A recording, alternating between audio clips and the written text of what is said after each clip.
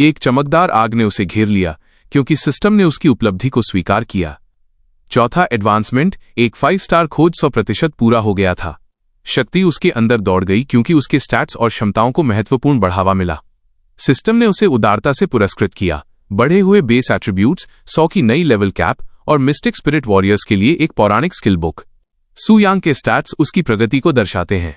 ताकत 7692, तेजी 2646, मानसिक 397। नई पौराणिक स्किल बुक की जांच करते हुए सू यांग उत्साह का एक झोंका महसूस किए बिना नहीं रह सका। मिस्टिक स्पिरिट नामक स्किल ने उसे अपने आधे एट्रीब्यूट्स के साथ एक लड़ाकू आत्मा को बुलाने और इच्छा पर उसके साथ जगह बदलने की अनुमति दी। यह सुविधा, जिसे किंगसाइड कैसलिंग कहा जाता है, जितनी शक्तिशाली थी उतनी ही रणनीतिक भी। फिर भी भले ही उसने नई क्षमता की प्रशंसा की, एक गहरी भूख उसे सता रही थी। ये काफी नहीं था। सच्ची टॉप टियर ताकत को देखने ने उसके अंदर एक आग जला दी थी, शक्ति की एक लालसा जो उसके पास वर्तमान में मौजूद शक्ति से परे थी। पास खड़ी बाइलिंग ने उसके विचारशील भाव को देखा। उसने उसे उन्नति के लिए बधाई दी, लेकिन उसके उत्साह की कमी को नोट किया। सू यांग ने एक मुस्कान के साथ उसकी चिंता को टाल दिया, उसके दिमाग में घूम रहे महत्वाकांक्षा के तूफान को छिपा लिया। उसके पास योजनाएं थीं जिन्हें उसे पूरा करना था और हिचकिचाहट कोई विकल्प नहीं था। बाद में डेमन एबिस की गहराइयों में सू यांग एक धड़कते हुए बुलावे के घेरे के सामने खड़ा था। उससे निकलने वाली काली ऊर्जा स्पष्ट थी, इंतजार कर रही शक्ति का एक भयानक वादा। शांत अधिकार के साथ उसने घेरे को सक्रिय किया, क्रोधित ऊर्जा में लिपटी एक विशाल आकृति को बुलाया। रथफुल सैमुएल, किंग ऑफ सिन, रथ राक्षस साकार हुआ, उसके सामने झुक गया। उसकी गहरी गड़गड़ाती आवाज ने उसे सर्वोच्च प्रभु के रूप में संबोधित किया। सू यांग का जवाब ठंडा था। बिना किसी हिचकिचाहट के उसने सैमुएल की मौत का आदेश दिया, घोषणा करते हुए कि राक्षस को अंधेरे की खाई में वापस जाना चाहिए। सैमुएल जम गया, अविश्वास और अवहेलना उसके चेहरे पर चमक उठी। राक्षस के क्रोध की दहाड़ एबिस में गूंज उठी, उनके नीचे की जमीन हिल गई। सैमुएल फैसले को समझने के लिए संघर्ष किया, उसका अभिमान और रोष उसकी वफादारी से टकरा रहा था। जैसे ही राक्षस भड़का, सू यांग ने उसे अलग जिज्ञासा के साथ देखा।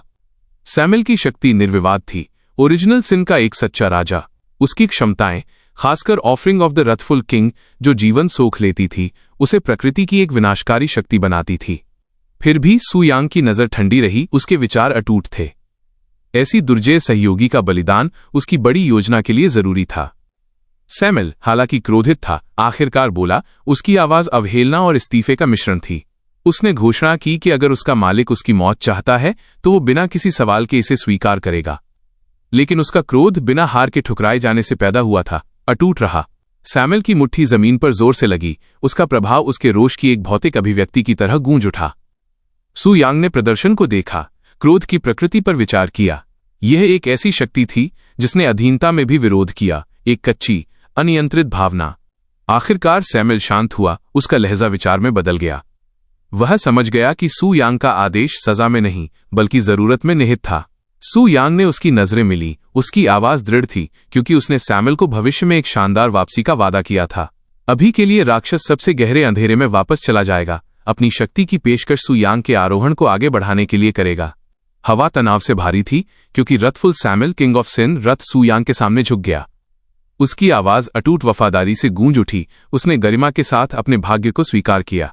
वो समझ गया कि उसका बलिदान कोई सजा नहीं थी बल्कि एक बड़े उद्देश्य की पूर्ति के लिए एक आवश्यक कदम था। एक शांत लेकिन दृढ़ लहजे के साथ सैमुएल ने मृत्यु को गले लगाने और खुद को एबिस को समर्पित करने की अपनी तत्परता की घोषणा की। अपने मालिक की वापसी के दिन के लिए बुलावे का इंतजार करने की कसम खाई। सू यांग अब सिन मोनार्क के रूप में अपनी भूमिका को पूरी तरह से साकार कर रहा था। अपने हाथ में एक विशाल ऑमिनस हथियार को बुलाया। ब्लेड एक घातक लाल चमक के साथ धड़क रहा था, उसकी ऊर्जा एक ठंडी अंतिम रूप दे रही थी। हवा ठंडी हो गई जब उसने ठंडा आदेश दिया। बहुत बढ़िया। ब्लेड एक भयानक फुफकार के साथ नीचे आया, सैमुएल की छाती में टकराया और शून्य के माध्यम से विनाशकारी शॉकवेव्स को उजागर किया। प्रभाव ने सैमुएल के रूप को क्रूर सटीकता के साथ नष्ट कर दिया। उसका सार एबिस के लिए एक अंतिम भेंट के रूप में शुद्ध अंधेरे में घुल गया। अपने अंतिम क्षणों में भी सैमुएल की आवाज श्रद्धा के साथ गूंज उठी, सर्वोच्च मोनार्क की शक्ति की प्रशंसा करते हुए और अपनी शाश्वत वफादारी की घोषणा करते हुए। जैसे ही उसका रूप फीका पड़ा, सैमुएल के अंतिम शब्द शून्य के माध्यम से गूंज उठे, उसकी भक्ति का एक वसीयतनामा। अटूट वफादारी के साथ मैं आपकी इच्छा का पालन करूंगा। दूर डेमन एबिस की 100वीं मंजिल पर ग्लूटनी का राजा बिएलेबुब गड़बड़ी को महसूस किया। उसकी सहज प्रवृत्ति भड़क उठी और उसकी एक बार निष्क्रिय लाश एक खतरनाक धड़कन के साथ कांप उठी। एक अंधेरा बेचैनी उसकी आवाज में घुस गई क्योंकि उसने अविश्वास में बुदबुदाया। इतने सालों में किसी ने ओरिजिनल सिन के राजाओं को चुनौती देने की हिम्मत नहीं की थी। रथफुल सैमुअल कैसे गिर सकता था? एक भयानक एहसास ने उसे मारा, एक विचार जो पूरी तरह से आवाज देने के लिए बहुत अवर्णनीय था। क्या ये वास्तव में सर्वोच्च मोनार्क खुद ही था जिसने मारने वाला वार किया? वापस सबसे गहरी खाई में सू यांग, अब सिन मोनार्क, अपने कर्म की फीकी प्रतिध्वनि के बीच खड़ा था। एक सिस्टम अधिसूचना बज उठी, उसके कार्यों की विशालता की पुष्टि की। आपने ओरिजिनल सिन के राजा सैमुअल को मार दिया है। अनुभव प्राप्त हुआ, जोड़ 13.4 बिलियन लेवल अप, लेवल 85 से 100 हासिल किया गया। ओवरफ्लो अनुभव 13 बिलियन, ओवरफ्लो के कारण 7.8 बिलियन अनुभव पॉइंट्स बर्बाद हो गए।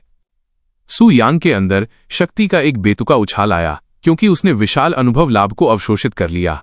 ओवरफ्लो की सरासर विशालता चुप गई, इस हत्या की स्मारकीय प्रकृति की याद दिलाते हुए। बर्बाद हुए अनुभव के बावजूद शेष भंडार ने उसे उत्साहित कर दिया। ये मेरे 5वें जॉब चेंज क्वेस्ट के लिए काफी से ज्यादा है, उसने सोचा। लेवल अप का रोमांच काले ड्रैगन पर उसकी जीत को भी ग्रहण कर गया। उसकी आवाज प्रत्याशा से भर गई क्योंकि उसने अगले कदम की घोषणा की। ठीक है, अब आज के मुख्य कार्यक्रम का समय है। आइए देखें सैमुअल ने कौन सी अच्छी चीजें छोड़ी हैं। जैसे ही लूट साकार हुई, हर आइटम कच्ची, शक्तिशाली ऊर्जा के साथ धड़क रहा था। सू यांग ने एक प्रभावशाली उपस्थिति के साथ खजानों की जांच की। एक मुस्कान उसके होठों पर खिंच गई। ये कोई साधारण पुरस्कार नहीं थे, वे एक डेमीगॉड टियर बॉस की हार के लिए उपयुक्त आर्टिफैक्ट्स थे। लूट का विवरण। किंग ऑफ ओरिजिनल सिन का मांस स्वास्थ्य को स्थायी रूप से 10 मिलियन एचपी तक बढ़ाता है। किंग ऑफ ओरिजिनल सिन का टूटा हुआ दिल 10,000 ताकत पॉइंट्स की स्थायी वृद्धि प्रदान करता है। डेमन रथफुल सैमुअल हॉर्न पौराणिक कलाकृतियों को बनाने में सक्षम एक दुर्लभ फोर्जिंग सामग्री। किंग ऑफ ओरिजिनल सिन का डेमन सोर्स एक टिमटिमाता शीशी 400 परतों के लिए राक्षसी क्षरण से प्रतिरक्षा प्रदान करता है। जैसे ही सू यांग ने निहितार्थों को अवशोषित किया, उसकी आंखें चौड़ी हो गईं। 10 मिलियन स्वास्थ्य, 10,000 ताकत पॉइंट्स, ये संवर्धन गेम चेंजिंग से कम नहीं थे। उनकी तुलना अपने वर्तमान स्टैट से करते हुए 2127 ताकत और 53,175 स्वास्थ्य, उसने महसूस किया कि ये बूस्ट उसकी शक्ति को तेजी से बढ़ाएंगे। ऐसी ताकत के विचार ने उसे रोमांच से भर दिया। इन स्टैट्स के साथ यहां तक कि टॉप टियर चैलेंजर भी उसके सामने टूट जाएंगे। यह अगले स्तर का है, सू यांग ने सोचा, खुद को आसानी से दुश्मनों को कुचलते हुए कल्पना की। Eos the black flame wing जैसे दुश्मनों को अपने नंगे हाथों से हराने का विचार अब लगभग हास्यास्पद था। उसकी शक्ति का मार्ग स्पष्ट होता जा रहा था और इन कलाकृतियों के साथ वो पूरी तरह से अपना भाग्य फिर से लिख सकता था। लूट के बीच किंग ऑफ ओरिजिनल सिन का डेमन सोर्स ने उसका ध्यान खींचा। टिमटिमाती शीशी ने एबिस की संक्षारक राक्षसी ऊर्जा के खिलाफ प्रतिरक्षा का वादा किया, एक सुरक्षा उपाय जिसके बारे में टैंग जीन ने चेतावनी दी थी। ये एक ऐसा उपकरण था जिसकी जरूरत सू यांग को भविष्य की लड़ाइयों के लिए होगी, वो जानता था। जैसे ही उसके विचार तेजी से दौड़े, एक नया सवाल उभरा। अगर डेमन एबिस ब्लड मून के समान था और सैमुअल राक्षसों के बीच एक राजा था, तो क्या ओरिजिनल सिन के राजाओं से भी मजबूत प्राणी हो सकते थे? क्या एक सर्वोच्च मोनार्क ऐसी शक्ति का मुकाबला कर सकता था? सू यांग ने अभी के लिए इस विचार को खारिज कर दिया। जवाब बाद में मिलेंगे। उसका तत्काल ध्यान अपनी नई ताकत को मजबूत करने और अगले कदम की तैयारी पर था। एक बार जब मैं डिवाइन टियर तक पहुंच जाऊंगा तो बाकी पर विचार करूंगा, उसने संकल्प लिया, खुद को वर्तमान में केंद्रित करते हुए। ड्रॉप्स के बीच सबसे शानदार था demigod artifact, armour of the wrathful king. इसे घेरने वाला अंधेरा तीव्र आभा इसकी भारी शक्ति को दर्शाता था। सू यांग ने विस्मय के साथ एट्रीब्यूट्स की जांच की। स्वास्थ्य जोड़ 2 मिलियन, ताकत जोड़ 5,000, शारीरिक प्रतिरोध जोड़ 5,000, टफनेस जोड़ 35%। कवच 2 शक्तिशाली प्रभावों के साथ आया था। निष्क्रिय प्रभाव विनाश की इच्छा, डिजायर फॉर डिस्ट्रक्शन, मारे गए प्रत्येक 1,000 दुश्मनों के लिए एट्रीब्यूट्स बढ़ते हैं जो युद्ध के अंत तक चलता है। सक्रिय प्रभाव रथफुल बरसेकर, राथफुल बर्जर्कर 200% एट्रीब्यूट बूस्ट के लिए स्वास्थ्य का 70% बलिदान करता है जो 10 मिनट तक चलता है। सू यांग ने कवच की शक्ति की अप्रतिबंधित प्रकृति पर आश्चर्य व्यक्त किया। एक डेमीगॉड आर्टिफैक्ट बिना किसी दंड के, ये सच होने के लिए लगभग बहुत अच्छा था। फिर भी जैसे ही वो इस खोज में आनंद ले रहा था, निराशा की एक चुभन उसे लगी। केवल कवच ही गिरा था, कोई इनवर्स इन वेपन्स नहीं थे। बस ये एक टुकड़ा, उसने बड़बड़ाया, सिर हिलाया। भाग्य उसके लिए भी हमेशा गारंटी नहीं था, फिर भी पुरस्कार स्मारकीय थे। जैसे ही उसने अपने लाभों की समीक्षा समाप्त की, सू यांग ने एक अंतिम आदेश जारी किया। उसकी आवाज शांत फिर भी दृढ़ थी। System disconnect. जैसे ही सू यांग सिस्टम से डिस्कनेक्ट होने वाला था, स्क्रीन पर अचानक एक अधिसूचना चमकी जिससे वो चौंक गया। सिस्टम ने उसे सूचित किया कि अपुष्ट विशेष ड्रॉप्स थे। चौंककर सू यांग एक पल के लिए जम गया। विशेष ड्रॉप्स? यह सुविधा इस दुनिया में मौजूद नहीं होनी चाहिए थी। जिज्ञासा भड़क उठी और वो आगे झुक गया, रहस्यमय आइटम को प्रकट करने के विकल्प का चयन किया। स्क्रीन नाटकीय रूप से बदल गई। उसके कक्ष को एक अशुभ प्रकाश में स्नान कराया गया क्योंकि उसके सामने एक आर्टिफैक्ट साकार हुआ। इनवर्स सिन, पनिशमेंट ऑफ रथ। हथियार एक भयावह लाल आभा में चमक रहा था। उसके जटिल अंधेरे डिजाइन भयानक ऊर्जा के साथ धड़क रहे थे। सिस्टम ने तेजी से उसके असाधारण एट्रीब्यूट्स और सख्त सीमाओं को रेखांकित किया। ये कोई साधारण आर्टिफैक्ट नहीं था। ये सोल बाउंड था, जिसे विशेष रूप से सू यांग के उपयोग के लिए डिजाइन किया गया था। स्टैट्स चौंकाने वाले थे। ताकत जोड़ 20,000, टफनेस में कमी जोड़ 60%, विशेषता डेडली सिन, डेडली साइन। धारक द्वारा किया गया सारा नुकसान वास्तविक क्षति ट्रू डैमेज में परिवर्तित हो जाता है, जो बचाव को सहजता से दरकिनार कर देता है। विशेष क्षमता inverse sin, punishment of Rath. Inverse sin, punishment of रात। दुश्मनों को 10% सभी एट्रीब्यूट डेबफ का सामना करना पड़ता है। परम शक्ति judgement slayer of kings. Judgement slayer of kings original sin के राजा को मारने पर हथियार शून्य में गायब हो जाता है, अपने मालिक के लिए एक स्थायी अधिकार परमानेंट अथॉरिटी छोड़ जाता है। जैसे ही इन विवरणों का वजन सू यांग पर पड़ा, वो समझने लगा कि इनवर्स सिन सीरीज सिर्फ शक्तिशाली नहीं थी, ये ओरिजिनल सिन के पौराणिक राजा को हराने के लिए जरूरी थी। ये हथियार महज एक ड्रॉप नहीं था, यह डिवाइन टीयर की शक्ति के खिलाफ लड़ाई में जीवित रहने की कुंजी थी। सू यांग के विचार उसकी दुनिया की किंवदंतियों पर भटक गए। टैंग जीन जैसे व्यक्ति, जो एक नौवीं जॉब बदलने वाला और अपने आप में एक डेमीगॉड था, एक बार ताकत के शिखर पर खड़ा था। फिर भी ओरिजिनल सिन के राजा की भारी शक्ति की तुलना में टैंग जीन की शक्ति भी फीकी पड़ गई थी। किसी ने भी उस खाई को कभी नहीं पाटा था। लेकिन सू यांग को एहसास हुआ कि इनवर्स सिन वेपन्स ही ऐसे काम के लिए अद्वितीय रूप से उपयुक्त थे। उसने उनकी क्षमता की कल्पना की। सीरीज में हर हथियार राजा पर 10% डेबफ लगाता है।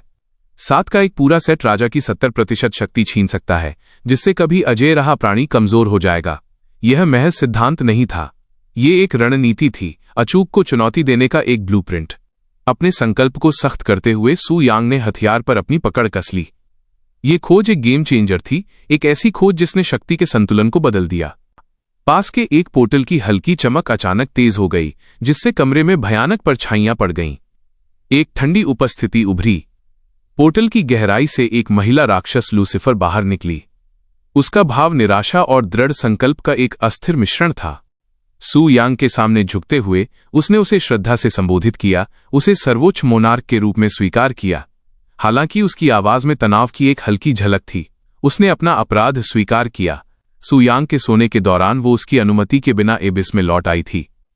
लूसिफर ने सू यांग की ओर एक धड़कता हुआ हथियार बढ़ाया।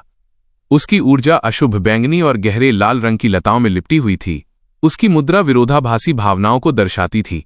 विनम्रता अवहेलना की एक चिंगारी के साथ मिली हुई थी। वो उसके फैसले का इंतजार कर रही थी, उसे अपनी अवज्ञा के लिए सजा देने का आग्रह कर रही थी। सू यांग की नजरें सख्त हो गईं क्योंकि उसने उसके शब्दों को संसाधित किया। उसकी अवहेलना को वो नजरअंदाज नहीं कर सकता था। एक सर्वोच्च मोनार्क के रूप में अपने सेवकों के बीच व्यवस्था बनाए रखना सर्वोपरि था। हालांकि लूसिफर ने अधीनता में झुका, उसकी आंखों में मनोरंजन की एक झलक नाच रही थी, जो अपने सूक्ष्म तरीके से उसके अधिकार को चुनौती देने की हिम्मत कर रही थी। ये तय करते हुए कि अनुशासन जरूरी था, सू यांग ने कार्रवाई की। सजा तेज और अथक थी, उसकी ऊर्जा उसकी इच्छा को लागू करने के लिए उमड़ पड़ी। लूसिफर सजा की तीव्रता के बावजूद अपनी जगह पर टिकी रही। उसकी वफादारी अटूट थी, लेकिन इन सब के नीचे एक विद्रोही भावना बनी रही, भक्ति और अवहेलना के बीच एक खतरनाक संतुलन। लूसिफर हालांकि पूरी तरह से आत्मसमर्पण नहीं किया, उसका व्यवहार उकसावे की सीमा पर था, एक सूक्ष्म चुनौती जिसे सू यांग नजरअंदाज नहीं कर सकता था। हर वार उसके प्रभुत्व की याद दिलाता था। फिर भी वो उन्हें अधीनता और गौरव के एक जटिल मिश्रण के साथ मिली। सू यांग की नजर ने उसके प्रतिरोध को काट दिया, उसके पूर्ण अधिकार को मजबूत किया। अपनी गलती की गहराई को महसूस करते हुए लूसिफर ने आखिरकार हार मान ली। उसकी आवाज पश्चाताप से कांप रही थी। उसने माफी की गुहार लगाई। उसकी पिछली अवहेलना अब वास्तविक पश्चाताप से बदल गई थी। सू यांग उसकी माफी से अप्रभावित शब्दों के बजाय कार्रवाई की मांग की। हवा में अभी भी तनाव घना था। लूसीफर ने खुद को संभाला और अपनी रिपोर्ट दी।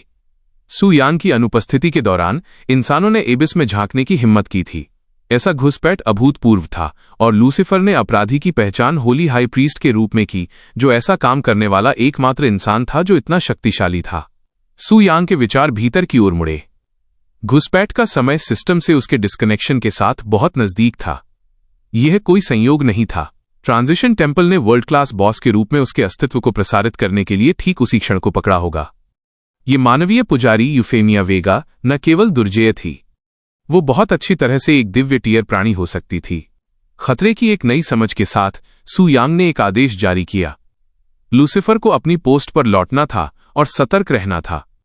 गहराई से झुकते हुए उसने बिना किसी हिचकिचाहट के उसके आदेश को स्वीकार कर लिया। फिर भी जैसे ही वो चली गई, उसके विचार अपने मालिक पर टिके रहे। लूसीफर ने अपने राजा की स्मारकीय शक्ति पर विचार किया, यहां तक कि रथफुल सैमुअल की मौत भी सू यांग की ताकत की तुलना में फीकी पड़ गई। उसकी प्रशंसा गहरी हुई और इसके साथ ही उसकी वफादारी भी। उसने चुपचाप सोचा, यह जानते हुए कि कोई भी नश्वर उसके राजा को गंभीर परिणामों के बिना चुनौती नहीं दे सकता। जैसे ही वो अंधेरे में गायब हो गई, उसके गालों पर एक हल्की सी लाली छा गई। सू यांग के लिए वो स्वेच्छा से किसी भी कठिनाई, यहां तक कि खुद मौत को भी सहन करेगी। उसकी भक्ति पूर्ण थी। लूसीफर के जाने के बाद सू यांग अपने सिंहासन पर अकेला बैठा रहा। एबिस की परछाइयां उसके चारों ओर एक भयानक शांति डाल रही थीं। उसका दिमाग तेजी से दौड़ रहा था, अप्रत्याशित रहस्योद्घाटन पर विचार कर रहा था। उसने ट्रांजिशन टेम्पल को कम करके आंका था। उनके रैंकों के बीच छिपी हुई ताकत ने वर्षों से उनके अटूट अधिकार की व्याख्या की। फिर भी सू यांग ने उन्हें महज ध्यान भटकाने के रूप में खारिज कर दिया। उसकी योजनाओं की भव्य योजना में अस्थायी बाधाएं। उसका ध्यान भीतर की ओर स्थानांतरित हो गया। आगे का रास्ता स्पष्ट था और उसकी प्राथमिकताएं मजबूत थीं। अपनी ताकत बढ़ाना अंतिम लक्ष्य था। दूसरों की साजिशों पर विचार करना समय की बर्बादी थी। जो वास्तव में मायने रखता था वो उसका आसन्न 5वां ट्रांसम्यूटेशन टास्क था, जो पौराणिक स्टेज तक आगे बढ़ने की दिशा में एक महत्वपूर्ण कदम था। इस संकल्प के साथ सू यांग ने अपने आरोहण के अगले चरण के लिए खुद को तैयार किया। इस बीच समुद्र पार ईगल ब्यूटी फेडरेशन में एक बहुत ही अलग दृश्य सामने आ रहा था। ऑगस्टिनोन नई सिल्वर लेक ड्रैगन नेस्ट पर खड़ा था। उसके चेहरे पर निराशा लिखी थी। ड्रैगन्स को वश में करने की उसकी खोज उम्मीद से कहीं ज्यादा मुश्किल साबित हो रही थी। सू यांग ने पहले जो तरीके इस्तेमाल किए थे, उनका सावधानीपूर्वक पालन करने के बावजूद सफलता उससे दूर रही। उसके पीछे एक घायल ड्रैगन, युद्ध से उसकी परतें सुस्त पड़ गई थीं, एक थकी हुई दहाड़ निकाली। उसकी आत्मा अटूट थी। ड्रैगन की विद्रोही गुर्राहट घाटी में गूंज उठी, ऑगस्टिनोन के संकल्प को चुनौती दी। हार मानने से इनकार करते हुए वो आगे बढ़ा। एक थका देने वाले दिन के दौरान 3 अलग अलग ड्रैगन सीक्रेट रील्म से गुजरा। जब तक उसने समाप्त किया, ईगल ब्यूटी फेडरेशन में लगभग हर ड्रैगन गढ़ की खोज की गई और उसे चुनौती दी गई। जैसे ही ऑगस्टिनोन अपनी प्रगति का आकलन करने के लिए रुका, अचानक एक अधिसूचना उसके सामने साकार हुई, जो उसके महत्व से हवा को रोशन कर रही थी। विश्व घोषणा। रिवर्सिंग सीरीज का पहला हथियार प्राप्त हो गया है। वर्ल्ड क्लास बॉस अधीनता प्रगति 7 में से 1। संदेश ने उसके माध्यम से शॉक वेव्स भेजी। अविश्वास में उसकी आंखें चौड़ी हो गईं। उसके विचार तेजी से दौड़ गए। किसी ने अकल्पनीय को पूरा कर लिया था। शक्ति में एक स्मारकीय छलांग जिसने अपेक्षाओं को धता बता दिया। जैसे ही ऑगस्टिनोन ने निहितार्थों को महसूस किया, क्रोध उसके माध्यम से उमड़ पड़ा। उसके चारों ओर अराजकता फैल गई, क्योंकि इस विकास का वजन उसके ऊपर पड़ा। मंदिर द्वारा निर्धारित नियम को बेशर्मी से नजरअंदाज कर दिया गया था। ये कार्य न केवल पवित्र व्यवस्था के लिए, बल्कि उसके गौरव और होली हाई प्रीस्ट यूफेमिया वेगा के प्रति उसकी निष्ठा के लिए भी एक अपमान था। ऑगस्टिनोन की निराशा संदेह में बदल गई। उसने सोचा कि क्या ये व्यवधान टैंगजीन, पौराणिक शक्ति का केंद्र, जिम्मेदार था। फिर भी कोई फर्क नहीं पड़ता कि ये कौन था। ऑगस्टिनोन का संकल्प सख्त हो गया। यूफेमिया वेगा या खुद के प्रति अनादर बर्दाश्त नहीं किया जाएगा। उसका शरीर ऊर्जा के साथ भड़क उठा, क्योंकि उसने अपराधी को उनकी धृष्टता के लिए कीमत चुकाने की कसम खाई थी। दूर साकुरा देश के क्योटो के शांत लेकिन राजसी परिदृश्य में घटनाएं भी एक नाटकीय मोड़ ले रही थीं। फूलों से लदे चेरी के पेड़ों से घिरे ऊंचे शिवालय के नीचे एक तनावपूर्ण बैठक चल रही थी। लॉर्ड टोकागावा देश के नेता ने दृढ़ संकल्प के साथ अपनी सभा को संबोधित किया। चर्चा का विषय महत्वपूर्ण था। ड्रैगन्स को वश में करने और ओरिजिनल सिन के राजा के खिलाफ लड़ाई में अपनी स्थिति सुरक्षित करने के उनके प्रयास।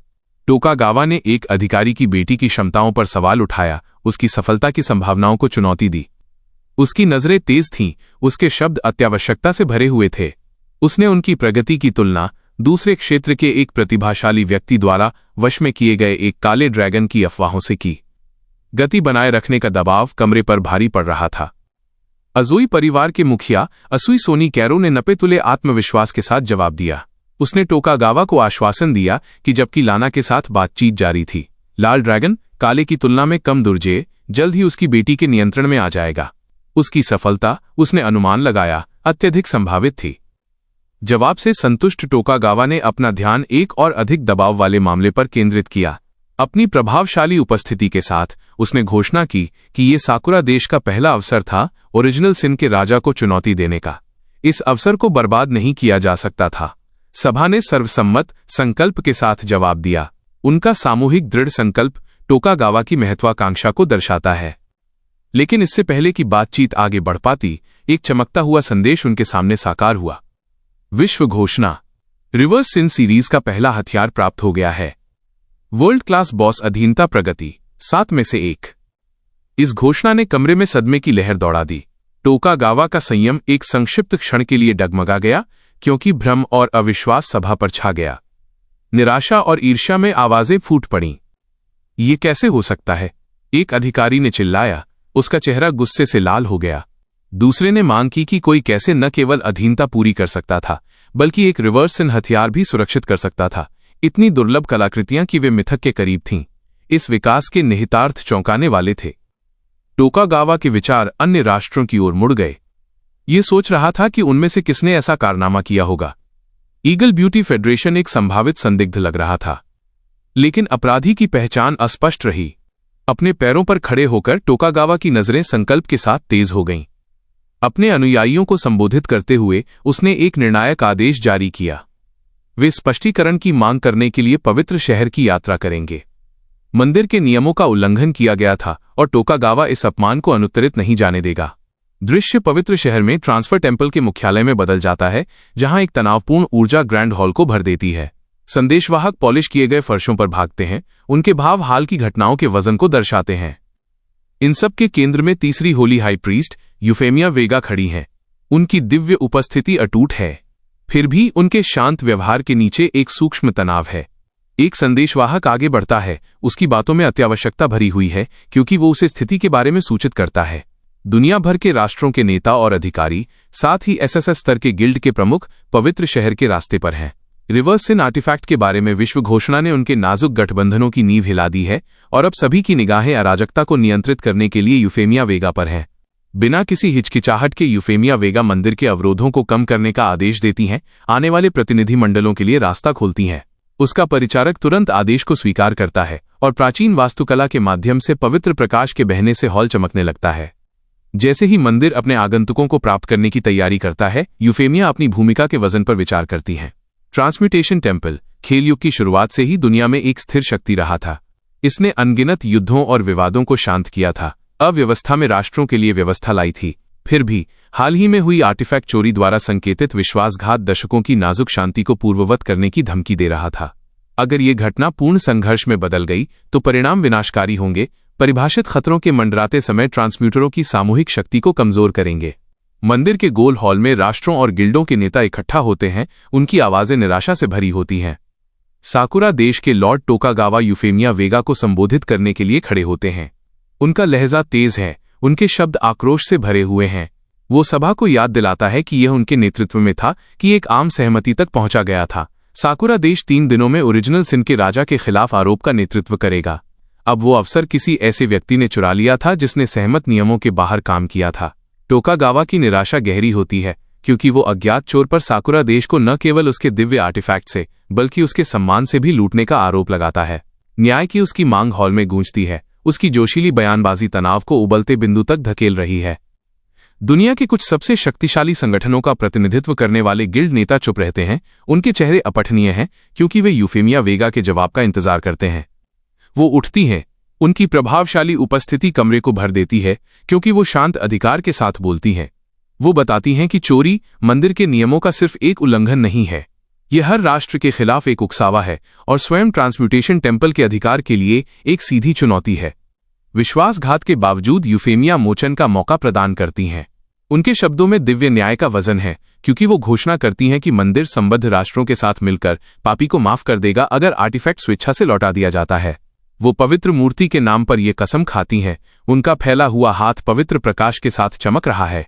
ये दया का प्रस्ताव है, लेकिन एक सूक्ष्म चेतावनी के साथ।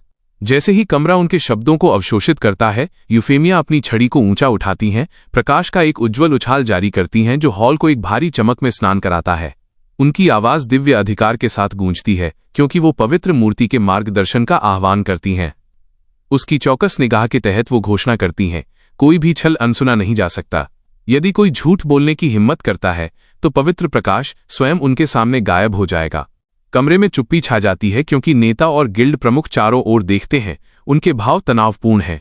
प्रकाश की चमक लगभग अंधा करने वाली है, जिससे किसी के लिए ये निर्धारित करना असंभव हो जाता है कि क्या मूर्ति का न्याय किसी को निशाना बना रहा है। तनाव बढ़ने पर फुसफुसाहट भीड़ के बीच फैल जाती है। एक पर्यवेक्षक प्रकाश के माध्यम से आंखें सिकोड़ता है, जोर से पूछता है कि क्या छल का कोई संकेत पता चला है। दूसरा अपनी आंखों को ढालता हुआ भारी चमक पर टिप्पणी करता है, ये देखते हुए कि कुछ भी गलत नहीं लगता है। प्रेसिडेंट कैरोलिना स्कॉफ करती हैं। उनकी आवाज फुसफुसाहटों के बीच कट जाती है, क्योंकि वो सुझाव देती हैं कि दोषी पार्टी खुद को दिखाने से बहुत डर सकती है। टैंग जीन पास में खड़ा था, धीरे से बोलता है, लेकिन नुकीले इरादे के साथ। वो नोट करता है कि एक व्यक्ति अभी भी बाकी है, जिसने मंदिर के पॉलीग्राफ टेस्ट से गुजरा नहीं है। उसके शब्द तुरंत माहौल को बदल देते हैं। भीड़ से उत्सुक और संदिग्ध नजरें खींचते हैं। ऑगस्टिनोन बढ़ते तनाव को महसूस करते हुए तेजी से टैंग जीन की ओर मुड़ता है। उसका लहजा आरोप लगाने वाला है, क्योंकि वो निहितार्थ पर सवाल उठाता है। क्या टैंग जीन सुझाव दे रहा था कि यूफेमिया वेगा खुद किसी तरह शामिल थीं? इससे पहले कि चर्चा बढ़ सके, रन बदल जाता है। सभी की निगाहें यूफेमिया वेगा पर पड़ती हैं, क्योंकि उनकी दिव्य आभा तीव्र हो जाती है। ये मेरी गलती थी कि मैंने खुद को झूठ पकड़ने वाले मंत्र में शामिल नहीं किया, उसने स्वीकार किया। उसका लहजा स्थिर लेकिन दृढ़ था, जैसे कोई प्रोफेसर अचानक टेस्ट की घोषणा कर रहा हो। दी गई स्थिति को देखते हुए यह स्वाभाविक है कि मुझ पर संदेह होगा। उसके शब्दों का वजन भीड़ पर भारी पड़ा, लेकिन यूफेमिया यहीं नहीं रुकी। उनकी चमक तेज हो गई, अब लगभग आंखें चौंधियाने वाली थीं और उनकी उपस्थिति की सरासर ताकत से पूरा कमरा कांप रहा था। दर्शकों में से कुछ असुविधा में कराह उठे, जबकि एक बहादुर आत्मा ने अपनी सांस में फुसफुसाया, ईश्वर के लिए कोई उस टॉर्च को धीमा करो, क्षमा करें। ऑगस्टिनोन ने अजीबपन को तोड़ने के लिए अपनी हथेली में खांसते हुए कहा। उसने एक अजीब सी मुस्कान चिपका ली और आगे बढ़ा। महान पुजारी, कृपया उनकी संयम की कमी को क्षमा करें, उसने कहा, स्पष्ट रूप से अजीब पल से बाहर निकलने की कोशिश कर रहा था। हमने हमेशा आपकी ताकत पर विश्वास किया है। आप ऐसे तुच्छ कार्यों के लिए खुद को नीचा नहीं दिखाएंगी। उसके शब्द आत्मविश्वास से भरे लग रहे थे, लेकिन उसकी मुस्कान बीच में ही लड़खड़ा गई, जैसे कोई बुरा पोकर खिलाड़ी हारने वाले हाथ पर झांसा दे रहा हो।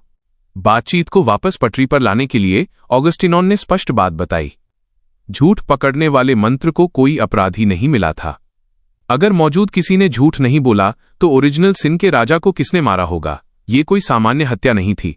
इसके लिए एक विशेषज्ञ की जरूरत थी, जो सबसे सतर्क राष्ट्रों और उनकी दुर्जय शक्तियों को चकमा दे सके।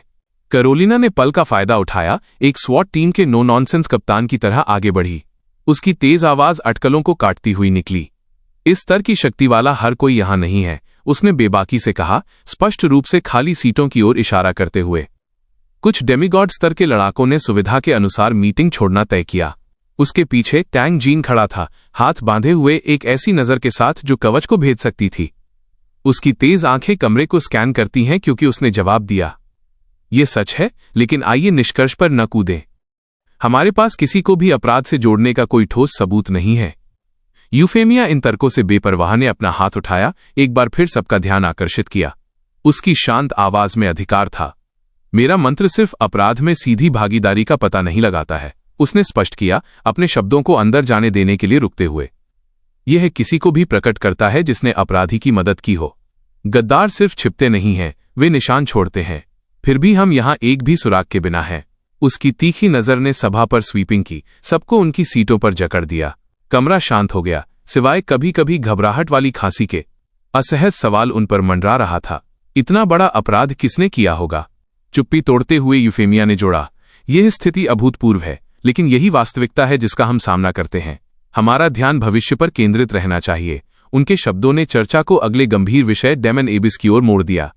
साकुरा देश को इस प्रयास का नेतृत्व करने के लिए सौंपा गया था, लेकिन ग्लूटनी के राजा की हार ने खेल बदल दिया है। ओरिजिनल सिन का अगला राजा डेमन एबिस की 200वीं परत की गहराई में है। उनकी निगाहें लॉर्ड टोकागावा की ओर मुड़ी, जो चुपचाप कार्यवाही देख रहे थे। उनकी आंखें उस पर एक बाज की तरह टिकी थीं जो अपने शिकार को देख रहा था। लॉर्ड टोकागावा, उसने कहा। उसकी आवाज शांत लेकिन भारी थी। क्या साकुरा देश अपना संकल्प बनाए रख सकता है और इस जिम्मेदारी को निभाना जारी रख सकता है? सभा ने इंतजार किया। तनाव मीसो सूप के एक कटोरे से भी ज्यादा गाढ़ा था, क्योंकि वे टोकागावा के जवाब का इंतजार कर रहे थे। सभी की निगाहें लॉर्ड टोकागावा की ओर मुड़ी। उनके शांत लेकिन त्याग भरे भाव ने उस भारी बोझ को धोखा दिया जो वो उठा रहे थे। हम निश्चित रूप से जारी रखना चाहते हैं, उसने कहा। उसकी आवाज स्थिर थी लेकिन अफसोस से भरी थी। हालांकि हमारी ताकत अपर्याप्त है। 100वीं परत से आगे पहुंचना एक ऐसा कार्य है जिसे हम हासिल नहीं कर सकते। यूफेमिया ने समय बर्बाद नहीं किया। उसकी आवाज स्पष्ट और दृढ़ता से गूंज उठी। उस स्थिति में उसने घोषणा की। उसका लहजा कोई असहमति नहीं झेल रहा था। ड्रॉ के अनुसार ईगल यूनियन एबिस की खोज के साकुरा देश के कार्य को संभालेगा। बयान ने सभा को शांत कर दिया। उनके फैसले का वजन कमरे पर एक भारी कोहरे की तरह छा गया। उसकी निगाहें कमरे में स्वीपिंग की, क्योंकि उसने जारी रखा, इस त्रासदी के शिकार के रूप में मंदिर मुआवजा प्रदान करेगा। क्या यह स्वीकार्य लगता है? उसका लहजा एक सवाल से ज्यादा एक अल्टीमेटम था। ऑगस्टिनोन ने अपना सिर थोड़ा झुकाया। उसकी आवाज दबी हुई लेकिन सम्मानजनक थी। बेशक, हम महान पुजारी के निर्देशों का पालन करेंगे। यूफेमिया की तेज नजर लॉर्ड टोकागावा पर टिकी। उसका मिलनसार व्यवहार लौट आया और उसने एक हल्के दिल से मुस्कान पेश की। साकुरा देश को कोई आपत्ति नहीं है, उसने सहजता से जवाब दिया। एक निर्णायक गति के साथ यूफेमिया ने अपनी छड़ी जमीन में गाड़ दी। जोरदार धमक कमरे में गूंज उठी, क्योंकि उसने अगले निर्देश की घोषणा की। आज से शुरू होकर, उसने घोषणा की। उसका लहजा अटूट था। हर राष्ट्र में डेमन एबिस के सभी प्रवेश द्वार होली सिटी के सैनिकों द्वारा पहरा दिए जाएंगे। यह उपाय नियंत्रित पहुंच सुनिश्चित करेगा और इस तरह की घटनाओं को फिर से होने से रोकेगा। नेताओं ने सतर्क नजरें आदान प्रदान की। उनके अध्यादेश का वजन उन पर पड़ा, लेकिन किसी ने भी उसके अधिकार को चुनौती देने की हिम्मत नहीं की। यूफेमिया लंबी और शांत ने निष्कर्ष निकाला, अगर कोई और टिप्पणी नहीं है तो ये बैठक आधिकारिक तौर पर स्थगित की जाती है। दृश्य सू यांग के घर में बदल जाता है, जहां सूरज की रोशनी चिकनी आधुनिक खिड़कियों से छनकर आती है, कमरे को गर्म रंगों में रंगती है।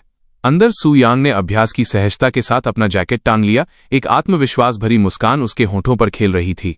हर गति जानबूझकर लगती थी, उद्देश्य की भावना बिखेरती थी। कम आत्म आश्वासित लहजे में खुद से बात करते हुए उसने सोचा, ओरिजिनल सिन के हथियार हाथ में हैं और मेरे अनुभव पॉइंट अधिकतम है। ये यात्रा हास्यास्पद रूप से लाभदायक रही है। अब मेरी क्लास बदलने का समय है। उसके विचारों की ट्रेन अचानक रुक गई, क्योंकि एक चमकती हुई अधिसूचना कमरे को रोशन कर गई। उसकी खतरनाक उपस्थिति ने ध्यान आकर्षित किया। विश्व घोषणा, पहला ओरिजिनल सिन सीरीज हथियार प्राप्त हो गया है। वर्ल्ड क्लास बॉस हार प्रगति 7 में से 1। सू यांग बीच विचार में जम गया। उसका भाव सख्त हो गया। उसकी आंखें अधिसूचना पर टिकी हुई थीं। ये सुनिश्चित करने के लिए उसे फिर से स्कैन कर रहा था कि वह हेलुसिनेट नहीं कर रहा है। गंभीरता से, इसके लिए एक विश्व घोषणा? उसने आधे अविश्वास में बड़बड़ाया। भगवान का शुक्र है कि मेरे नाम का उल्लेख नहीं किया गया था। अगर ऐसा होता तो मैं पहले से ही हाई लेवल खिलाड़ियों के निजी संदेशों में डूब रहा होता। और हत्यारों के बारे में तो बात ही मत करो। अपने बालों में हाथ फेरते हुए उसने भारी सांस ली, बढ़ते दबाव को महसूस करते हुए। ये रहस्योद्घाटन सिर्फ एक स्टेटस अपडेट नहीं था। यह एक प्रकाश स्तंभ था जो हर महत्वाकांक्षी खिलाड़ी और गुट को उसके रास्ते पर खींच लेगा। अगर वो सावधान नहीं रहा तो यह विनाश का संकेत दे सकता है। हाथ में कलाकृति की ओर अपनी नजर मोड़ते हुए सू यांग के विचार गहरे हो गए। जीवित रहने का पहला नियम, उसने खुद को याद दिलाया। किसी को नहीं पता चलना चाहिए कि मेरे पास ये है। भले ही चीजें मुश्किल हो जाएं, मैं इसे लापरवाही से इस्तेमाल नहीं कर सकता। नतीजा विनाशकारी होगा। एक परिचित कहावत उसके दिमाग में सामने आई, जिसे उसने अनगिनत बार सुना था। एक आम आदमी निर्दोष है, लेकिन एक खजाना रखना मुसीबत को आमंत्रित करता है। वो वापस झुक गया। उसके विचार बाई लिंग की चिंतित आवाज पर चमके। हीरो, तुम्हारी लेवलिंग की गति अस्वाभाविक है, उसने कहा था। उसकी चौड़ी आंखों वाला भाव उसकी याद में चमक रहा था। उसके काल्पनिक रूप के पीछे दूसरों की फुसफुसाहटें तेज हो गईं। आरोपी नजरें पीछे लगीं। यह आदमी निश्चित रूप से कुछ छिपा रहा है। बेजान भीड़ फुसफुसाती हुई प्रतीत हुई। उनका फैसला उस पर एक अदृश्य वजन की तरह पड़ रहा था। हाँ, सु यांग ने अपनी सांस में बड़बड़ाया, स्मृति को झटकते हुए। लो प्रोफाइल रखना अब बहुत मुश्किल हो गया है। सु यांग का भाव कस गया क्योंकि एक गंभीर एहसास उसे लगा। मैं क्लास चेंज में जल्दबाजी नहीं कर सकता, उसने सोचा। चौथा ट्रांजिशन टास्क पूरा किए हुए केवल 1 दिन हुआ है। अगर मैं सीधे 5वें में गोता लगाता हूं तो ध्यान देने वाला कोई भी व्यक्ति बिंदुओं को जोड़ना शुरू कर देगा। मैंने पहले ही पर्याप्त ध्यान आकर्षित कर लिया है। अगर कोई मुझे बॉस की हार से जोड़ता है तो चीजें नियंत्रण से बाहर हो सकती हैं। अपने घर से गुजरते हुए सु यांग का दिमाग संभावित समाधानों के साथ घूम रहा था। लेकिन बेकार बैठना मेरी शैली नहीं है, उसने सोचा। निराशा उसके लहजे में घुस रही थी। इस गड़बड़ी को ठीक करने के लिए मैं क्या कर सकता हूं? जैसे ही वो बाहर निकला, सवाल बना रहा। उसकी नजर बगीचे में काम कर रही नौकरानी पर पड़ी। उसने उत्साहजनक ऊर्जा के साथ उसका अभिवादन किया। उसके हाथ साबुन के पानी के एक विशाल कटोरे में गहरे थे। वो लगन से कपड़ों के एक बड़े ढेर को रगड़ रही थी। उसका हंसमुख लहजा उसके काम की सांसारिक प्रकृति के विपरीत था। सु यांग ने स्वीकार करते हुए सिर हिलाया, एक छोटा सा इशारा जिसने उसके चेहरे को इस तरह से रोशन कर दिया जैसे उसने उसे अभी अभी राष्ट्रीय नायिका घोषित कर दिया हो। जैसे ही उसने उसे ऐसे थकाऊ काम पर ध्यान केंद्रित करते हुए देखा, सु यांग खुद को विचार करने से नहीं रोक सका। एक समय वह गुजर बसर करने के लिए संघर्ष करने वाला आदमी था। अब वो यहां खड़ा था, सम्मान और श्रद्धा की आज्ञा दे रहा था, जिसके बारे में वो निश्चित नहीं था कि वो लायक था। ये एक अजीब एहसास था। मुझे यकीन है कि हमारे पास वॉशिंग मशीन है ना? सु यांग ने पूछा, अपना सिर थोड़ा झुकाते हुए। आप अभी भी हाथ से क्यों धो रही हैं? ये बहुत प्रयास है और इससे आपके हाथों को चोट लग सकती है। नौकरानी एक पल के लिए जम गई। उसके गालों का रंग गहरा लाल हो गया।